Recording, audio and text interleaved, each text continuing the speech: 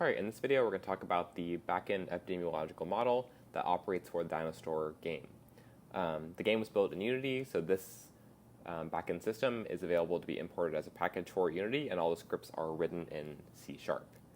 So all these files are hosted in the Dialac GitHub and are available for downloading and cloning at your own leisure.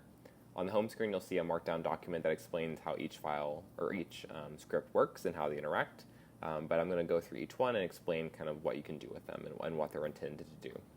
So the first one that we're going to look at is the calculate infected script. It's kind of the first thing that runs whenever you install the package and run the game. And it's where you want to start when you're working on the model. So the first thing you'll see here is that we have the total population that you're attempting to model. You can plug this in and say, say we want to do a shopping mall, which is a couple thousand people. Or we could do something more intimate like a classroom, and we would plug in like 30 people. And then we have a couple other figures here. We have total infected, which is what this script determines. We also have total healthy, which the script also determines, and the percent of total infected. So whenever the simulation starts on awake, we see that total population number is 250. You can change this to whatever you want, to whatever you're modeling.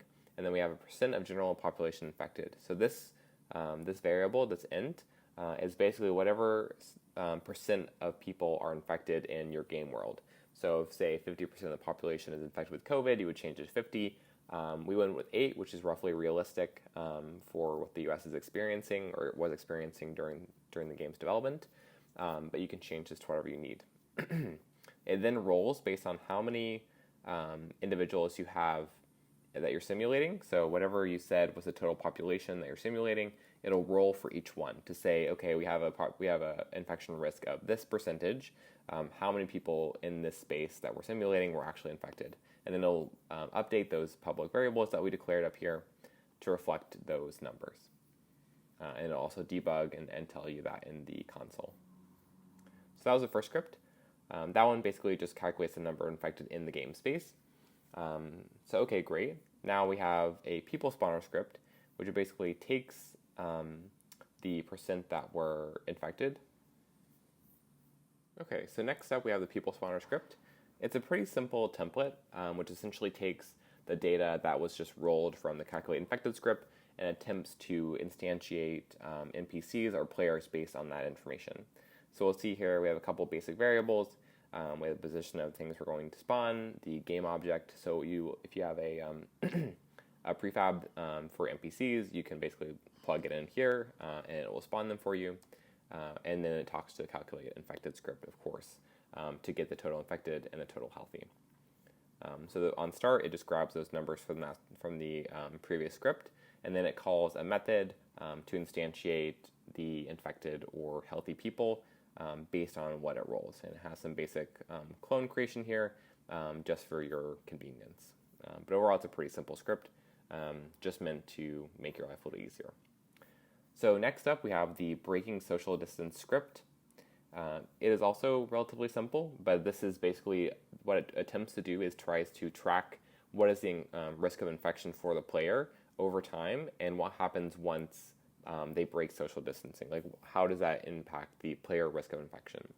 So we'll see here that this stores the player risk, which is essentially the percentage risk of infection for the player over at any given time. And you'll see that it talks to the calculate infected script. It has a couple other data types here. The most important one here is just the transmission risk, which it grabs, and whether or not the NPC that the player bumps into is wearing a mask. That's a pretty vital one. So we'll see here on start, we set the transmission risk. So if the NPCs in your game are wearing masks, we have a transmission risk of 2%. Otherwise, the transmission risk is 5%. And this could be dynamic. So if the NPC that the person bumps into, you have a mix of people wearing masks and not wearing masks. That's up to you. And then we see here on collision enter, so you'll create some kind of collider bubble around the player that should represent around 6 feet. And we'll see that you can just increase transmission. You can increase the risk of transmission based on what it was set above. I included another method here, which is simply to calculate the distance. So if you're not going to use the collision event, you can also just calculate the distance between the person and the player, or the NPC and the player, to see if it's less than 6 units. You can tinker with this based on how much 6 feet would be in your game, but we have a default value of 6 here. And then it just calls this increase risk function, which increases player risk, which is a public variable. All right, and finally we have the timer script. So we know that a player's risk of infection increases whenever they break social distancing, but we also know that a person's risk of infection increases over time when they're in an enclosed space with people who are infected. So this script attempts to simulate that. So for us, we use a game time of 90 seconds, but it's open to you based on what you're simulating to change this. So you could change this to like 30 seconds if you have a really short game, or much longer if you have if you're simulating a very long experience. We also see here that the script calls the number affected from the other script, the calculated infected script, which is important for calculating risk over time as well. Here we have an array of doubles. These are risk vectors, so you'll see at the front they're larger and they slowly diminish over time. What this attempts to do is say, okay, we know whenever you walk into a space, at first your risk will be very high. So if there is COVID that's present in that space, that's floating around in the air, you will catch it then, and then there's diminishing returns on that infection risk over time. These risk vectors were calculated by our epidemiologist expert, and it'll make a little more sense how we use that below. So at the beginning, we invoke, repeating every 10 seconds, this function, which is increase risk with time, and we'll see that we update the player risk, which is stored in the other script, break social distance, based on the index of the risk factor. So are we on the first one, the second one, so on, which increases every invoke, right? And then we multiply that times how many infected people are in the space, and then we multiply that times the infection or the transmission risk, which is dictated by mask usage, and so on. So we see that every 10 seconds in our game, you could change this, of course, it'll increase the risk of infection according to these risk factors that we have calculated. All right, and that is the last script that we had to go through. If you have any questions, you can reach out to us about how to use this package.